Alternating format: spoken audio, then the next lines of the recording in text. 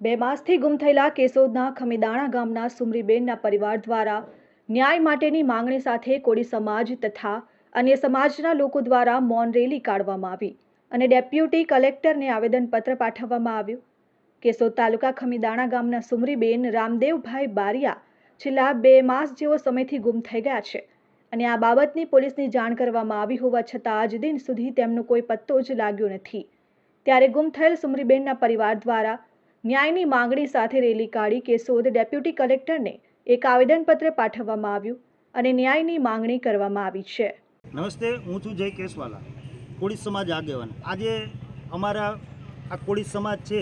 એ માત્ર એક મુદ્દા માટે થઈને એકત્રિત થયો છે કે જે ખમીદાણા ગામે જે સુમરીબેન રામદેવભાઈ બારિયા જે તારીખ 7/6ના રોજ ગુમ થયેલા, આજે 56 જેવા દિવસ થઈ ગયા છતાં પણ પોલીસ તંત્રના હાથમાં કોઈ ઠોસ માહિતી લાગી નહીં અને અમે વારંવાર રજૂઆત કરેલી અને આ રજૂઆત અમારી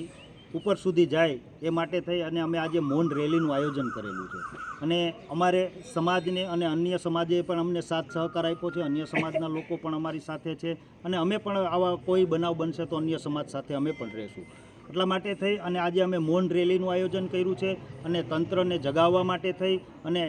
આવનારા સમયમાં અમને અમારા સુમરીબેનના પરિવારને ન્યાય મળે, કોળી સમાજને ન્યાય મળે એ માટે થઈને અમારો આ એક પ્રયાસ છે અને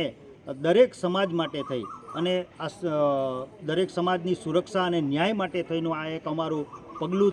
છે જેના કારણે તંત્ર જાગૃત બને અને કોઈ સમાજમાં આવા બનાવ ન બને એના માટે થઈ અને અમારો આ જે મૌન રેલીનું એક કાર્યક્રમ છે। Aniruddhsinh Babariya, RN news, Keshod.